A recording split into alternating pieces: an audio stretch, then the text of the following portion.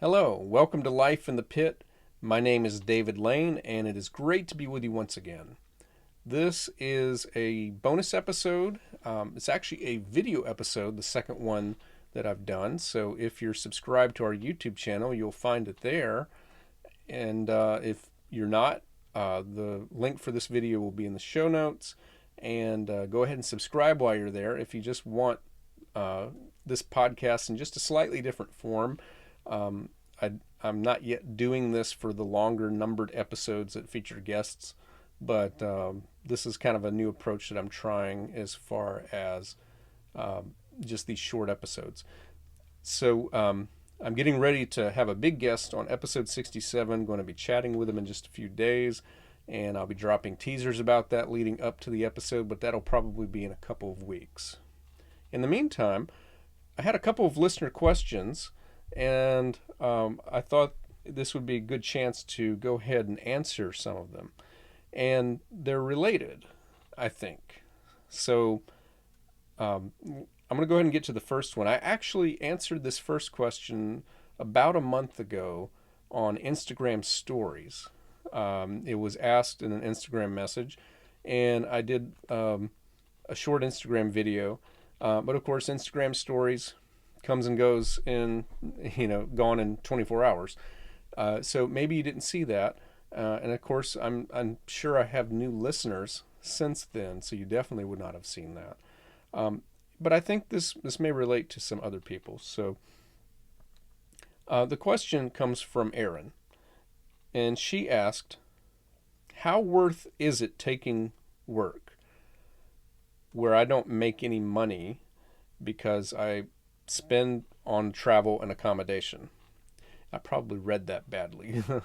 What she's basically asking is she's getting offered gigs that by the time she spends on travel and accommodation, she doesn't really have any left over. So there's an important question that I think we need to answer that relates to this. It also relates to the other question I'm going to get to. And that is this: what good does it serve for you to take a gig in the pit? And not every gig offer is going to be the same. So you need to ask yourself just a few things. What would you like to get out of it? So obviously, for a lot of you, you would like to make an income. You would like to receive a paycheck that you feel pretty good about, and you say that was worth the time that I spent doing the show, the rehearsals, the performances, and also the practice leading up to it. So a nice paycheck is one of the reasons that you would consider doing this. Another reason that you might be taking a gig, however, is you're adding things to your resume. It's kind of hard to get those gigs that pay well when you don't have a lot of them that you can show to your client that you've done this type of thing before. So, you know, musicians hate this word, but I'm going to say it: exposure. um, but I kind of hate it too. So I'm going to say experience. It's not really exposure; it's experience, and it's experience that you can use as a selling point. So if you're early in your career, want to get a good paycheck, this is something you can do. Kind of related to that is networking, which is, okay, maybe these are people that can't pay you now, but I have done things for free or cheap for people only to have them tell me on the next project, we have a budget now and we want to hire you because you did such good work on the last one.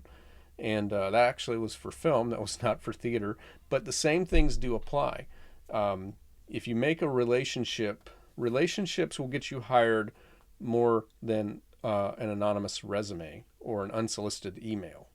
I've very seldom hired people because someone said, "Hey, I play trumpet. I'd like to be in the pit." Well, I'll call them only if I don't get the people I've already worked with, or someone who has been vouched for by someone else I've worked with. And I've been on the receiving end as well. I've very seldom just been asked blankly, to play or to music direct without some kind of recommendation from someone that I've established a relationship with. So definitely, this is a valid reason for taking a gig, and even if it doesn't pay that well. And then the last thing is, if and I don't think this answers Aaron's question at all, because it sounds like this is not the case. But do you even need the money? There is nothing wrong with doing any kind of artistic gig or anything you want just because you love it. Just you don't. It's not part of your income quilt, as we've said a few times on this podcast, or your portfolio, as some people say. So definitely, you want to evaluate, why am I doing this gig? Now, if you don't love the gig and it's not paying well, you do have to ask yourself, is there value in this experience, or is there value in this network or relationships?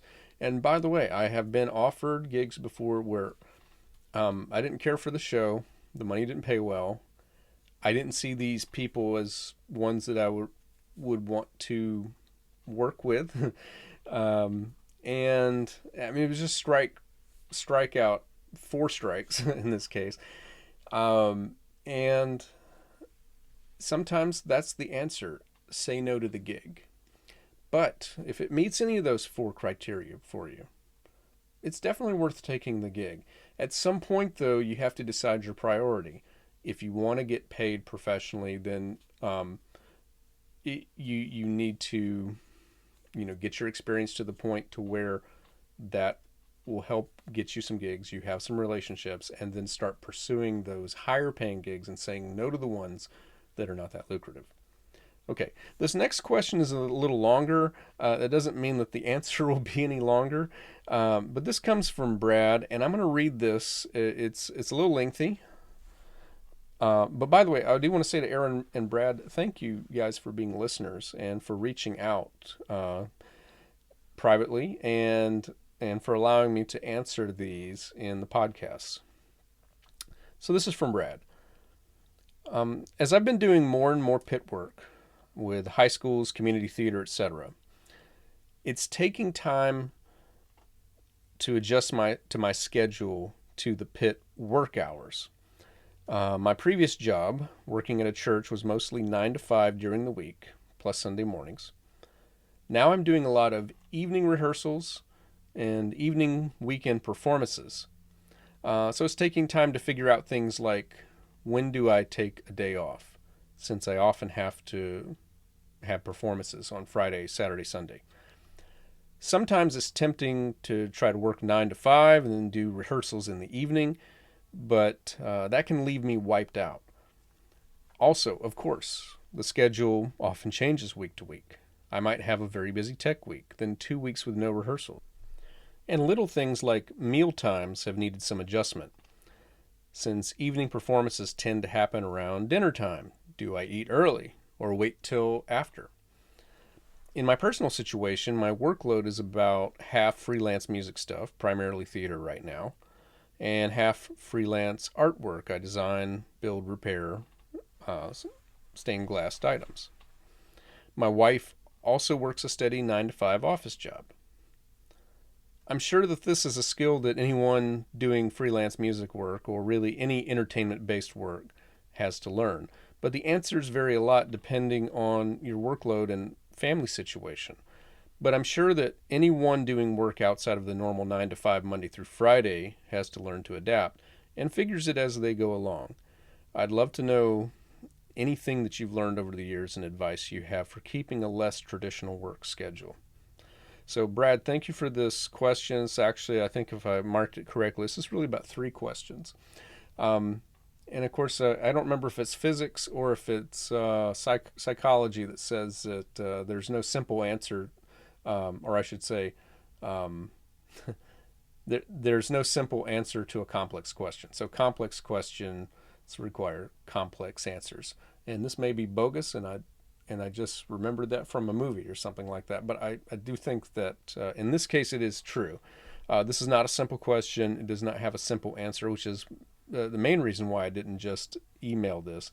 And that being one reason, the other reason, I'm sure that everybody who's a musician can relate to this.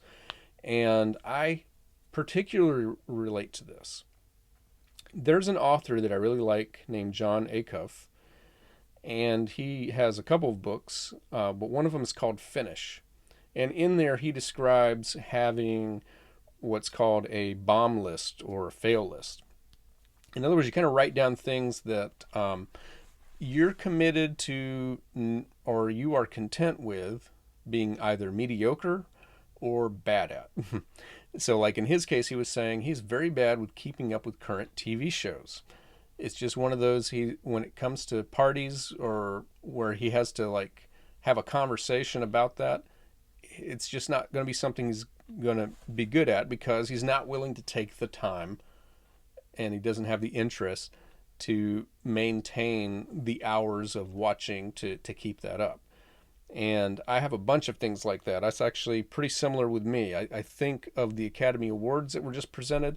I watched one of those movies. I used to be a huge movie buff, but it's just something that, as my priorities have shifted, I don't watch that many movies anymore, or I really don't watch much of anything. I'm currently watching and loving the show that's on Netflix at the moment. It was originally on the CW, Crazy Ex-Girlfriend. I think it's a really funny show, really brilliant. And believe me when I say I really like it. Well, I've been watching it for nearly 3 months, and I'm on season 4, not even halfway through. And that's me binging. That's me watching 2 or 3 episodes here, taking about 5 or 6 days off, coming back to it. I probably could watch it faster, but I am watching it with my wife. It's one of those things that we both love. So I'm not very good at that. I'm also, I would love to be a DIY guide.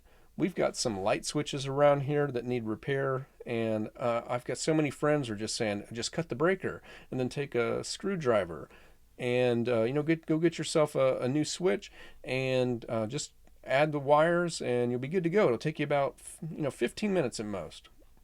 Well, I've learned that when people say something will take 15 minutes, it takes at least 45 to an hour, and I'll probably mess it up in the first chance.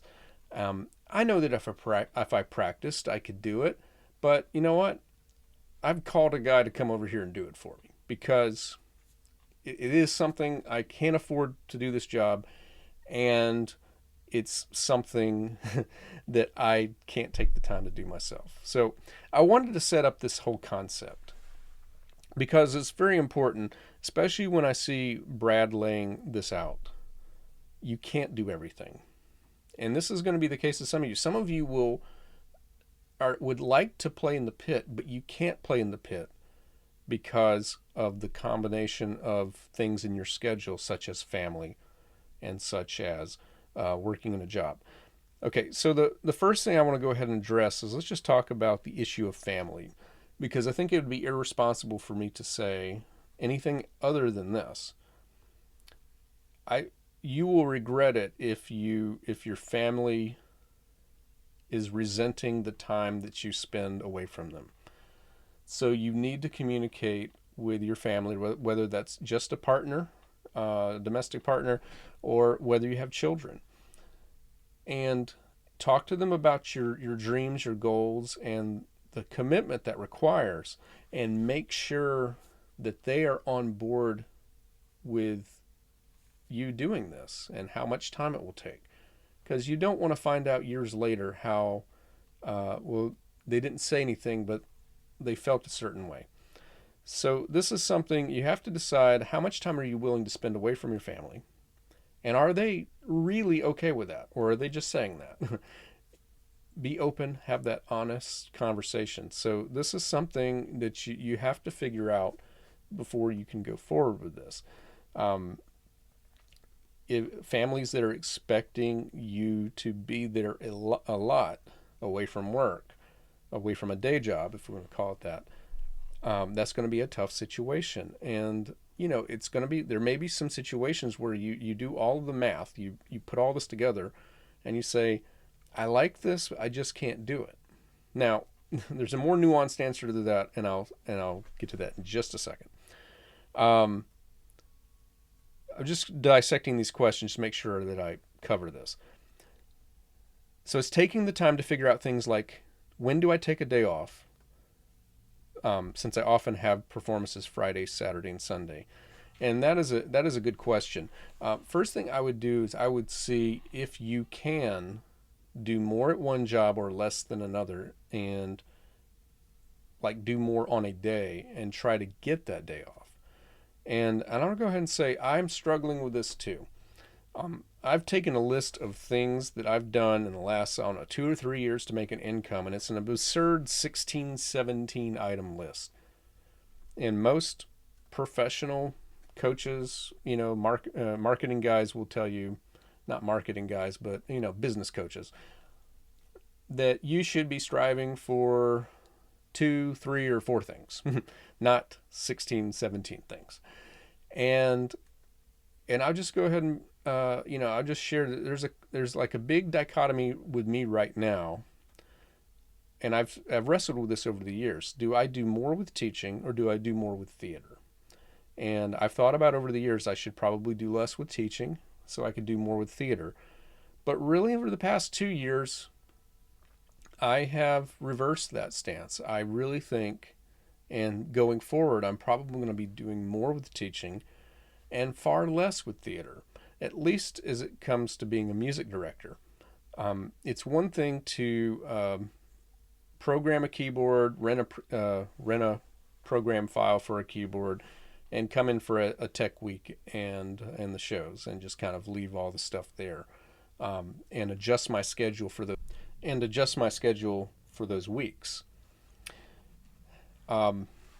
Being a music director requires that you're there for auditions and for callbacks, and that you're there for all the music rehearsals, and that if you're also the accompanist, you're there for all of the run-throughs, and that leading through the show. And that has kept me for many years unable to teach past a certain time, just knowing it wouldn't be worth it. I would be canceling most of their lessons in the course of a year. So the questions that I have to ask myself are this: if I want to teach more, can I accept doing less theater? And I guess another way of saying that is, do I have to give it up completely, or can I just do less of it? And so this is a solution. If you don't want to give up doing theater and you can't control the other aspects of your life, or you don't even want to control it, you like your day job, you like your life, and you just want to kind of keep things the way they are, but you don't want to just say no completely to theater. Well, doing less is an option, and it's something that I have definitely strongly considered, and am hopefully going to be doing going forward. And that is just having kind of very specific parameters about what shows I'd like to do, what kind of conditions I want to do them in, and only saying yes to those gigs and doing more with the other aspects of my life, which, by the way, also includes podcasting. Because I've also thought about it very often, do I really want to align my schedule for this to happen? So one of the things that I would suggest, if you can you do less with one of your jobs so that you can get that day off? So for me, I've managed to keep off Mondays for years. I do private teaching. I don't teach on Mondays. I often get asked about it. But unfortunately, of course, when I'm doing shows, I'm always rehearsing Monday nights. So, but again, that's as a music director. Don't get a whole lot of asks to do Monday night rehearsals when I am playing in the pit. So that's one of those things that improves the odds of me keeping that day off. So, you want to look at your schedule and just look at your job and just say, do you have control to do less at one job, maybe more with another? Align your days so that you're getting that time off. This is a good question. Do I eat early or wait till after? So the secret here is just what is it you would normally do on a when you're not in a gig, and try to keep it as close to that as you can. Um, and if you're on the gig quite a bit, you might look at things like, can you eat lunch earlier so that you can have an earlier dinner, or can you eat lunch later so you can have a later dinner? So this is going to be different for everybody, but I definitely would recommend that if it's an evening thing, try to align your other meals so that you don't have this big gap in there. For me, I always eat before. I can't wait. I can't wait till late. Um, and that's just me.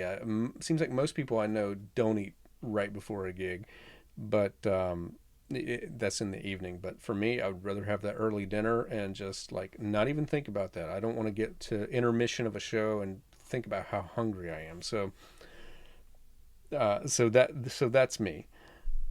Um, I'm not sure if I covered everything else. I think we talked about it. You said that you have a personal situation of a workload that's half freelance music stuff and half freelance artwork. So if you have freelance, generally that means you have some control over your schedule. So this kind of goes back to that. Can you arrange your schedule so that you're getting your priorities in the order that suits your goals? So um, again, that was a complex question, and I gave a complex answer. I don't know that I gave anything very satisfactory. Um, I think if I was going to summarize, I would say, you have to decide, you have to accept the possibility that you may not be able to do everything, or you may not be able to do everything as much as you want to. So prioritize your schedule, and eliminate or reduce that which matters least, and do more of what matters most to you. And that's not just work, but that's family, that's everything that's in your life. This is the only secret to happiness with time management, is to do more of what you want to do and less of what you don't, within what you can control. And then meals are all personal, but I would try to kind of align them in such a way that you're not having big gaps between meals. So eating earlier on your breakfast and lunch if you want to have an early dinner, and eating later if you want a later dinner. Um, and and I think that's kind of it. But as far as specific situations, leave me a comment, leave me a message. You can do that at the website lifeinthepitpod.com, or you can send me a private message on Instagram or Facebook or Twitter. And I read everything that comes in, and I try to answer all of them. But if you have anything that you'd like to share on how you've handled any of these, whether or not to accept a gig, um, or like if you've taken a gig that doesn't pay very well, but you saw value in it beyond the paycheck, or if you struggle with things like this, time management with other jobs, and being with family and so forth, how have you handled this situation? Definitely let me know, and I would be happy to share that as kind of a next little video for this. And also, if you have other questions, please send them to me.